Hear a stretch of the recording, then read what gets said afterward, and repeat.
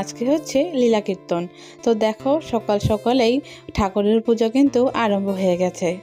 তো ওই আর কি, তো ঠাকুরের মুখ দেখিয়ে আজকের ব্লগটা শুরু করলাম। যাই হোক, শুভ সকাল বন্ধুরা, কেমন আছো সবাই? আশা করছি তোমরা সবাই যে যেখান থেকে দেখছো সকলে খুব খুব ভালো আছো, সুস্থ আছো। আসামের ছোট্ট একটি গ্রাম থেকে আমি পূজা তোমাদের সকলকে আমার ব্লগ চ্যানেলে অনেক অনেক স্বাগত আর অনেক অনেক ভালোবাসা জানাই। যেহেতু শিষ্যবাড়ি এসেছি, তো দেখো এখানে তো সারাদিনই কীর্তন, তো ওই জন্যে ঠাকুরের ফটোটাও কিন্তু নিয়ে নিয়েছি আর একটু সুযোগ বুঝে বাইরে একটু দেখিয়ে দিলাম।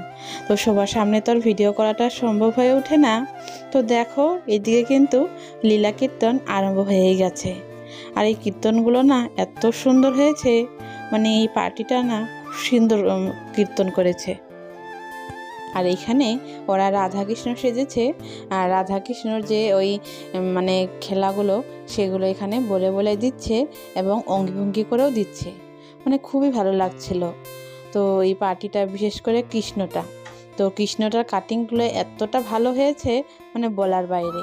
তো আমরা ভাবছি আমাদের গ্রামেও তো কীর্তন হবে, মানে এই যে ফাল্গুন মাসে কীর্তন হয়, তো সেই কীর্তনে এদেরকে নিয়ে যাব নাকি। তো যাই হোক, এটা হচ্ছে পরের দিন সকালবেলা। তো আজকে হচ্ছে মহোৎসব, মানে মৎস্য। তো আজকে তো আর কীর্তন নেই, আজকে হচ্ছে ঠাকুরকে ভোগ দেওয়ার পালা। তো দেখো ওই জন্যই যে আমি তাড়াতাড়ি সকালবেলায় স্নান করে নিয়ে ওই ঠাকুরের ভোগের জোগাড়টা কিন্তু করে নিচ্ছি। তো আজকে ভোগে মোটামুটি ওই 80-70 জনের মতন রান্নাবাড়া করতে হবে। তো যাই হোক, এতগুলো রান্না তো কোনোদিনও করিনি, তবে মনে একটু সাহস নিয়ে কিন্তু ভগবানের নামটাও নিয়ে আরম্ভ করেছি, দেখি যতদূর পারি। তো এদিকে কিন্তু তোমাদের দাদা ভাইও আমার সঙ্গে আছে, তো কিছু টুকিটাকি করে দেবে, তো এই আর কি। তো দেখো এদিকে সবজিগুলো বানিয়ে নিয়ে আমি ওই ভাজাভুজিগুলো আগে করে নিচ্ছি, কারণ ওই 12টার থেকে 1টার মধ্যে কিন্তু ভোগ দিতে হবে। আর এইদিকে যেগুলো বেশি বেশি রান্না হবে সেগুলো কিন্তু ওই তোমাদের দাদাভাই করে নিচ্ছে।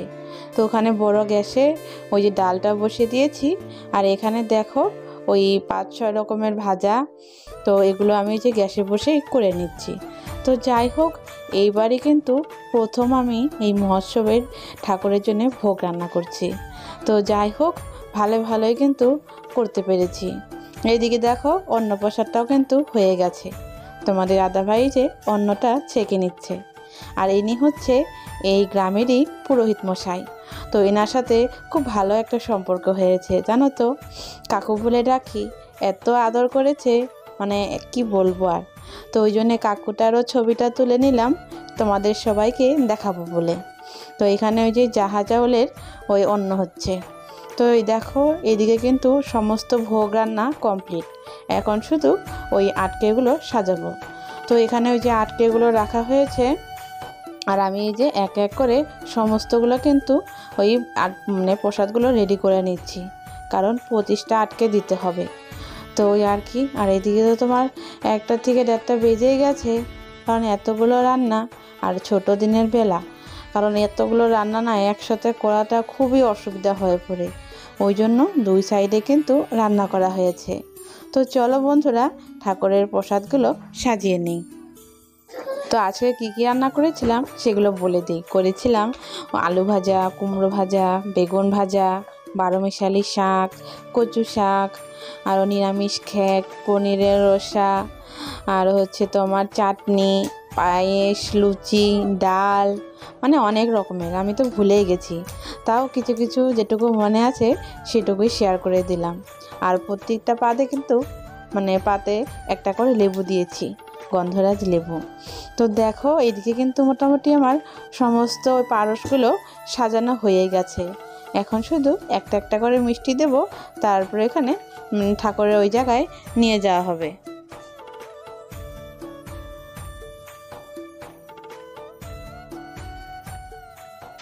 তো এইদিকে ঠাকুরকে ভোগ দেওয়ার পরে আমরা সবাই মিলে কিন্তু বাইরে ওই যে কীর্তন করছি। আর আজকে তো যাওয়ারও কথা বাড়িতে, মানে ওই 5টা ট্রেনেই যাওয়ার কথা, জানো তো, কিন্তু ওই যে সবাই এতটা জোর করলো, ওই জন্য না আর যাওয়াই হলো না। তো যাই হোক, তো কালকে সকাল ওই 5টা ট্রেনেই যাব বলে ভাবছি। তো ওই দেখো ঠাকুরকে ভোগ দেওয়া হয়েছে, এইখানে কিছু দেওয়া হয়েছে, মানে সমস্ত যে মন্দিরটাই না ভোগে ভোগ হয়ে ভরে গেছে, দেখেও কিন্তু খুব ভালো লাগছে। তো এখান থেকে একটা নিয়ে ওই আরেকটা শিষ্যের বাড়িতে দেওয়া হলো, আর বাকিগুলো কিন্তু এখানেই রয়েছে। আর দেখো এইখানে তো সেই দুপুর থেকে রান্না বাড়া হচ্ছিল, সেটা তো শেয়ার করতে পারিনি, তো ওই বিকেলবেলায় কিন্তু একটুখানি শেয়ার করে দিলাম। এখানে কিন্তু ওই 20 কড়ায় ওই বাইরের মানুষের জন্য খিচুড়ি রান্না করা হয়েছে। তো এরকম 4টে করে 5 বার কিন্তু করা হয়েছে। তো দেখো ঠিক সন্ধেবেলায় ওদের বাড়িতে তো জায়গা কম, ওই কারণে রাস্তার 2 সাইডে কিন্তু এইভাবে লোকজন বসে গেছে প্রসাদ খাওয়ার জন্য।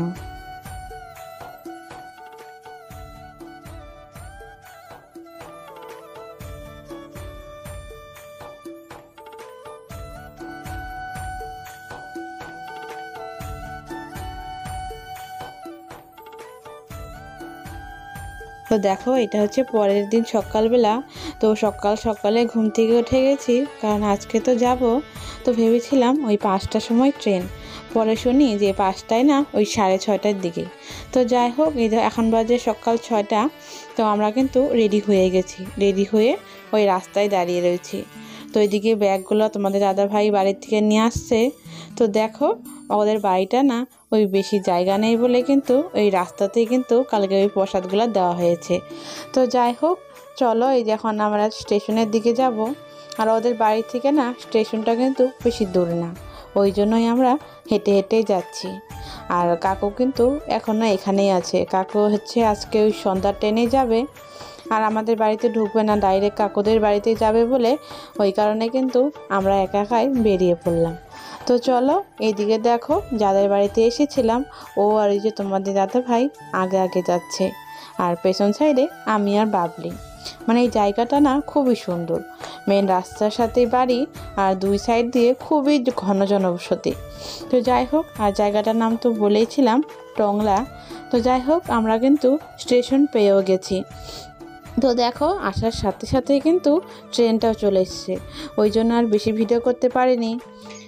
আর যেহেতু ভয়েসটা পরে দিচ্ছি, আসার সময় এত অসুবিধা হয়েছিল না কি বলবো।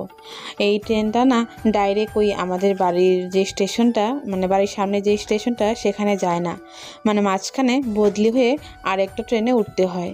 তো মাঝখানে বদলি হলাম, বদলি হওয়ার পরে যে আরেকটা ট্রেনে উঠবো, তখন আর কোনো ট্রেনই নেই, সেই 3 ঘন্টা পরে। তো ওই জন্য দেখো এই যে তারপরে একটা হোটেলে এসেছি সকালের জলখাবার খাওয়ার জন্য। তো ওদের বাড়ির থেকে তো খুব সকালে বেরিয়েছিলাম, তো কিছুই আর খাওয়া হয়নি। আর এখন তোমার ওই 8:30 কি 9টা বেজে গেছে। তো এখন ওই যে নেমে একটু পরোটা আর একটু সবজি নিয়ে নিলাম 3 জনে খাওয়ার জন্য। আর কালকে রাতেরও সেইভাবে খাওয়া হয়নি, কারণ ওই প্রসাদ খেতে খেতেই সন্ধ্যা লেগে গেছিলো। তো ওই জন্য রাত্রে না আমরা কোনো কিছুই খাইনি। তো যাই হোক, খুবই খিদে পেয়েছিল, এই যে খাওয়া দাওয়া করে চলে এলাম বাসে, কারণ ট্রেনেরও আরও 2 ঘন্টা দেরি। তো অত টাইম তো দেরি করা যাবে না, তো ওই যে বাসেই জার্নি করে যাচ্ছি। তো দেখো এইদিকে বাবলি তো বাসে উঠেই খুবই খিলিমিলি আরম্ভ করে দিয়েছে। তো যাই হোক, বাস কিন্তু খুব জোরে যাচ্ছে, আশা করছি খুব তাড়াতাড়ি কিন্তু পেয়ে যাব। তো যাই হোক বন্ধুরা, আজকের মতন ব্লগটা এখানেই শেষ করছি। ভালো লাগলে লাইক কমেন্ট শেয়ার করে দিও, আর চ্যানেলে নতুন বন্ধু হয়ে থাকলে চ্যানেলটা কিন্তু অবশ্যই সাবস্ক্রাইব করে দিও। তাহলে আবারও দেখা হচ্ছে তোমাদের সাথে নতুন আরেকটা ব্লগ নিয়ে। ততক্ষণ তোমরা সকলেই ভালো থেকো, সুস্থ থাকো। তো দেখো বাস থেকে কিন্তু আমরা নেমেও গেছি, নেমে একটা টোটো ধরে যেখানে আমরা বাইক রেখে এসেছি তো সেইখানে যাচ্ছি, কারণ আমরা বাড়ির থেকে আসার সময় তো বাইক নিয়ে এসেছিলাম। তো বাইকটা ওই যে কার পার্কিং করা হয়, মানে বাইক যে রাখার জায়গা, সেইখানে রেখে কিন্তু আমরা ওই মানে শিষ্যবাড়ি গেছিলাম। তো যাই হোক, এখান থেকে ওই যে বাইক চাবি হেলমেট সব কিছু নিয়ে এখন বাড়ির দিকে রওনা দেব।